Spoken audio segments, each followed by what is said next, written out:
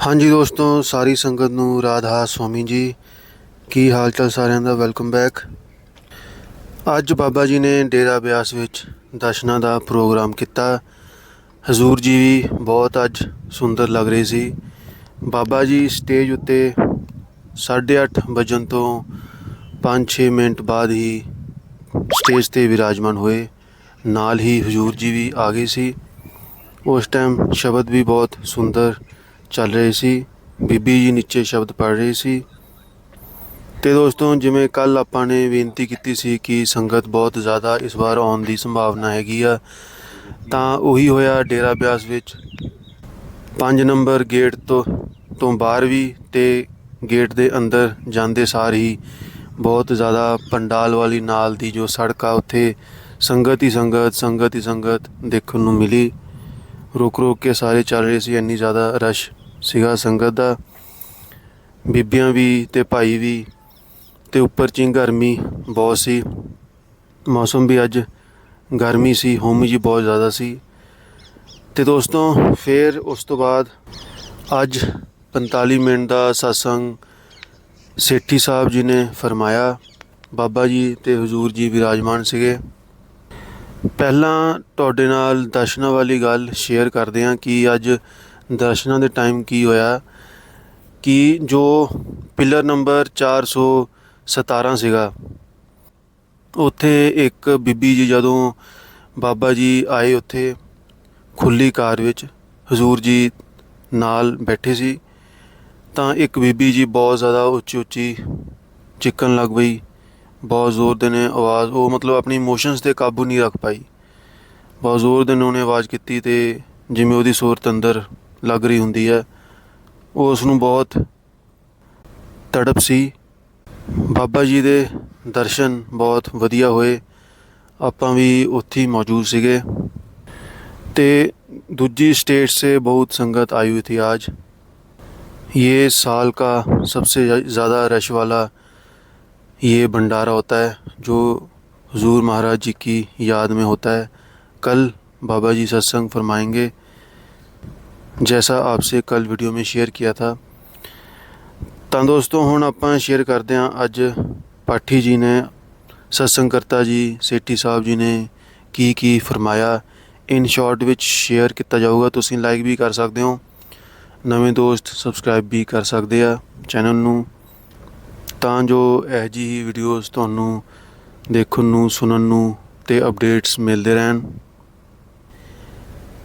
ਅੱਜ ਸੇਠੀ ਸਾਹਿਬ ਜੀ ਨੇ ਬਾਣੀ ਲਈ। ਸ਼ੇਖ ਫਰੀਦ ਜੀ ਦੀ ਬਾਣੀ ਸੀ ਕੋਈ, ਤਬ ਹਾਥ ਮਰੋੜੇ, ਇੱਦਾਂ ਕੁਝ ਕਰਕੇ ਬਾਣੀ ਸੀਗੀ, ਅਤੇ ਬਹੁਤ ਸੁੰਦਰ ਇਹ ਕਲਾਮ ਸੀਗਾ ਸ਼ੇਖ ਫਰੀਦ ਦਾ, ਬਹੁਤ ਸੁੰਦਰ। सेठी साहब जी ने फरमाया कि हिंदी में सत्संग था कि उस मालिक की अंश आत्मा, वो जीव आत्मा उस मालिक के मिलने की चाहवान है, लेकिन इसके पास केवल एक ही रास्ता है, ऊंचा और सूचा। वो यही है कि मुर्शिद से मिलकर उसके उपदेश पे चलकर ही ये मुक्त हो सकती है इस संसार से। मुक्ति का यही एक मार्ग है। वो मुर्शिद, वो सद्गुरु हमें बाहरमुखी कर्मकांडों में नहीं फंसाता, वो हमें अंतर्मुख करता है और अपने उपदेश पर लगाकर हमें मुक्त कर देता है। नेक्स्ट पॉइंट उन्होंने फरमाया कि अब हमारी हालत क्या है कि सारे दुनिया के जीव इस दुनिया के रंग तमाशों में पड़े हुए हैं, भटक रहे फिर रहे हैं, और हमारा मन प्रभावित हो जाता है, और इसकी वजह से मानसिक तबाही हो जाती है, शारीरिक तबाही हो जाती है। जो हमारा मन इतना भटका हुआ है कि उसको मालिक की याद ही नहीं आ रही। बाहरी चीज़ों में, इन दुनियावी चीज़ों में हमारा मन इतना ज़्यादा उलझ गया है कि हम उस मालिक को भूले बैठे हैं। हमारा लक्ष्य क्या है, हमारा इस दुनिया का यहाँ आने का उपदेश क्या है, हम भूले बैठे हैं।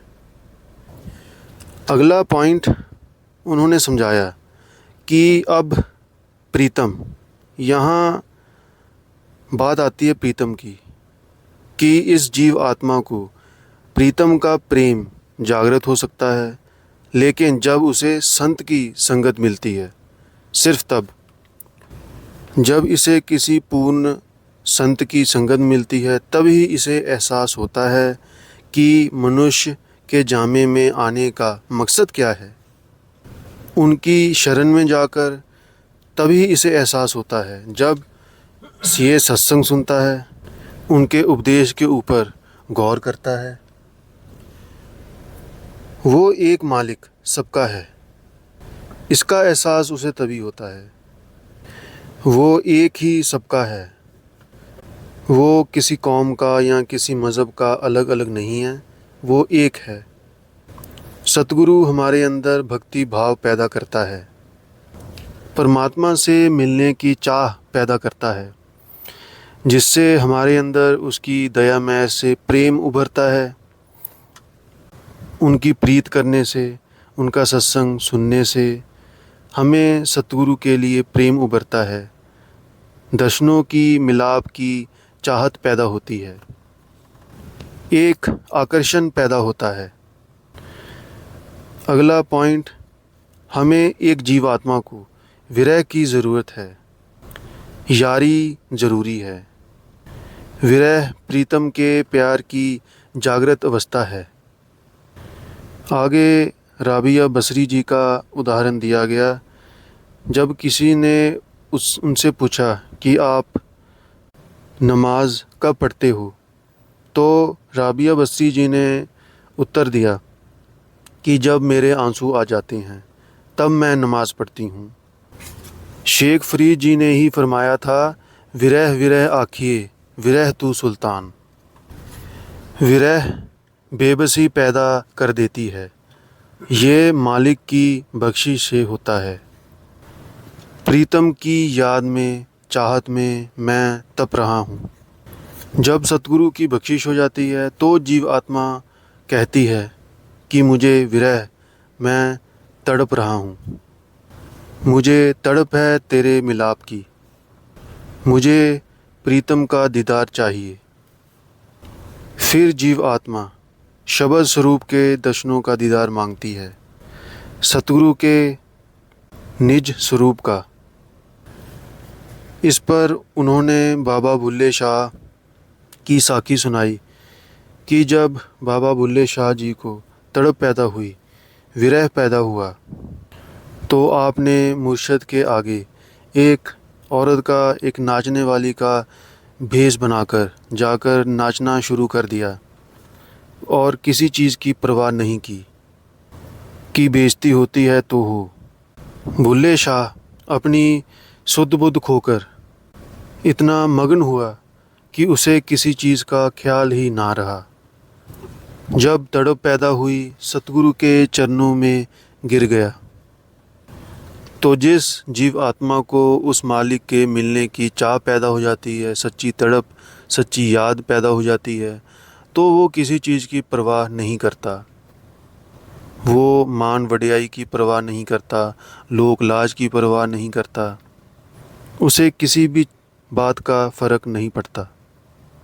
ऐसी सच्ची प्रीति बुल्ले शाह जैसी हर एक जीव आत्मा को चाहिए।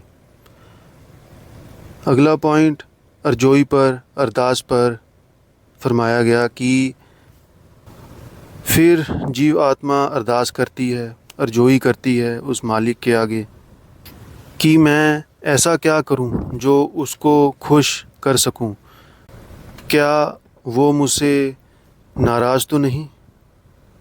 हे प्रभु, मुझे दर्शन दे दे, कृपया करके मुझे अपने दीदार बख्श, मैं नादान हूँ, मुझे बख्श लो, माफ़ कर दो, एक प्यार भरी दृष्टि डाल दो, मेरा काम बन जाएगा। इतनी विनती, इतनी तड़प जब दर्शन नहीं हुए तो एहसास करती है अपनी नाकामियों का, पछतावा करती है कि हे प्रभु, मुझे अपने दर्शनों का दीदार बख्श। फरीदा वो शाह का शाह, उसको खुश करना है तो मालिक के साथ प्रेम कर, रिश्ता जोड़।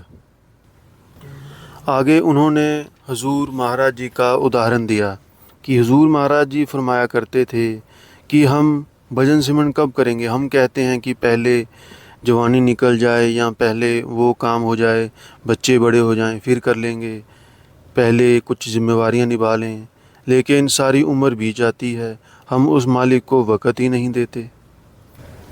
और जब समय बीत गया, समय हाथ से निकल गया, तो पछताने का क्या फ़ायदा।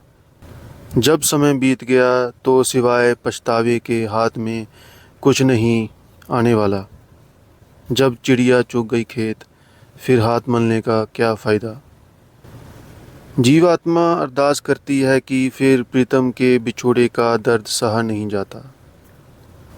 अब फरीद साहब के कलाम की सादगी पर, मासूमियत पर उन्होंने फरमाया कि तू ए जीवात्मा, तू परम चेतनता की एक परम किरण है, पर ये क्या भाना वर्त गया। तू काली हो गई है, कोयल जैसे, कोयल की तरह तेरी अवस्था दुखदाई हो गई है। तू एक बहुत ज़्यादा दुखदाई अवस्था में आ गई। इस विरह की आग में तेरी यह अवस्था हो गई। इसका निवारण सिर्फ एक है, प्रीतम के दर्शन का दीदार। उसको प्रीतम के दर्शन चाहिए, केवल यही उसके दुखों का निवारण है। फिर आगे कहते हैं कि तू चिंता मत कर, तेरा मालिक दया का भंडारी है, दया का सागर है, तू क्यों चिंता करती है। आगे दोस्तों इच्छाओं पर उन्होंने समझाया कि अब हमें इच्छाओं को टैकल करना है इस मार्ग पर। मुर्शिद हमें बाहरी कर्मकांडों में नहीं लगाता, वो हमें अंतर्मुख करता है, नाम सिमरन के साथ जोड़ता है, नाम के साथ लगाव प्रीत लगाता है और मालिक से मिलाता है। हमें नाम से लिव जोड़नी है। जो नाम से प्रीत जोड़ लेते हैं वो उस मालिक के, कुल मालिक के दर्शन कर लेते हैं। तो दोस्तों ये था शॉर्ट में आज के सत्संग के कुछ पॉइंट्स। आपने भी सुने, आप बता सकते हो कमेंट करके। और कल इससे भी ज़्यादा संगत हो सकती है, रश बहुत ज़्यादा, ट्रैफिक भी हो सकता है, तो ध्यान से। सभी को राधा स्वामी जी।